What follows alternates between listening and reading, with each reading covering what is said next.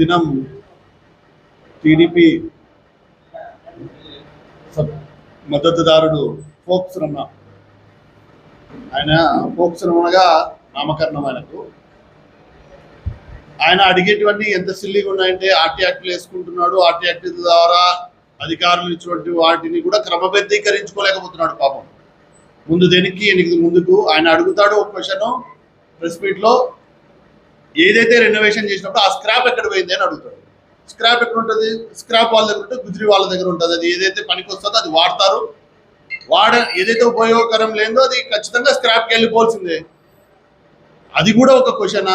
దాన్ని కూడా విమర్శలో భాగంగా దాన్ని కూడా మాట్లాడతాడు. ఆయననే మాట్లాడుతూ గతంలో మేము కోట్ల స్టేడియం కూడా పేరు పెట్టుకున్నాం అంటాడు. అంటే యువతలో పెట్టుకుంటేనేమో కరెక్ట్ కాదంటాడు. ఎక్కడైనా గతంలో కూడా చెప్పడం జరిగింది, బతుకున్న వాళ్లకు పేర్లు పెట్టుకున్న చరిత్ర మీది. బతుకున్న నాయకుల పేర్లతోనే కాలనీలు అన్నీ మొదలుపెట్టిన సంస్కృతి మీ మద్దతుదారులది. ఏదైతే మన డోన్ నియోజకవర్గానికి ఆయన కాంట్రిబ్యూషన్ ఉంటూ ఆయన యొక్క జ్ఞాపకంగా ఆయన వారసుడిగా ఆయన అందిస్తున్న సేవలకు కానీ దాంట్లో కూడా దట్టు ఇండోర్ స్టేడియము స్థాపించినప్పుడు కూడా ఎమ్మెల్యేగా పెద్ద ఆయన గారు ఉన్నారు కనుక అది మళ్ళీ గుర్తు చేసుకోవడం, మళ్ళీ ఒకసారి గుర్తు చేసుకోవడం జరిగింది. దాంట్లో తప్పేముందండి?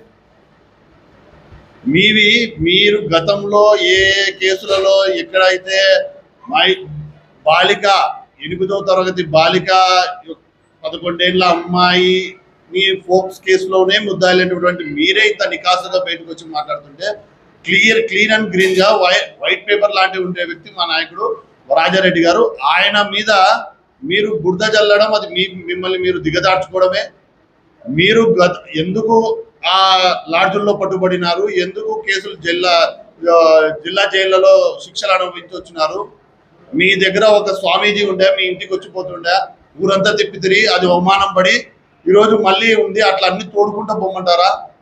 ఇంతటితో నీ పని నువ్వు చూసుకొని మీ పార్టీ అభిమానం కానీ పార్టీ బలోపేతానికి కానీ అయ్యే పనులు కానీ జనానికి ఉపయోగపడేది కానీ మేము వస్తే ఇది చేస్తామని కానీ ఆ మాటలు చెప్తే బాగుంటుంది. కానీ లేనిపోని కళ్ళబొల్లి మాటలు ఆల్రెడీ అధికారికంగా ఎవరైతే అధికారులు వాళ్ళంతా తిక్కలోల్లా ఏమన్నా వాళ్ళేమి వాళ్ళ ఉద్యోగాలు పోగొట్టుకుంటారా? ఉన్నటువంటి దాన్ని సరైన పద్ధతిలో మరీ ముఖ్యంగా జగన్మోహన్ రెడ్డి గారి ప్రభుత్వంలో 1కి 10 సార్లు క్వాలిటీ కంట్రోల్గా చేస్తూ, అదే మన రాజారెడ్డి గారు ఎక్కడ కూడా వేరే నియోజకవర్గాలు కానీ రాష్ట్రంలో కానీ ఒక ఫిక్స్డ్ ప్రొఫార్మా ఉంటుంది, మెజర్మెంట్స్ కానీ ఇంజనీరింగ్ ప్లాన్స్ కానీ ఉంటాయి.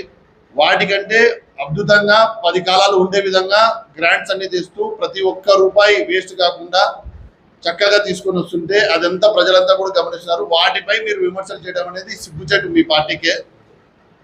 తస్మాత్ జాగ్రత్త. మీరు ఇంకా ఇట్లాంటివి పెట్టుకుంటూ పోతుంటే అది మీ యొక్క అంతిమానికే అది నాంది. దయచేసి ఒళ్ళు దగ్గర పెట్టుకుని మాట్లాడాల్సింది కోరుతున్నాను. Thank you.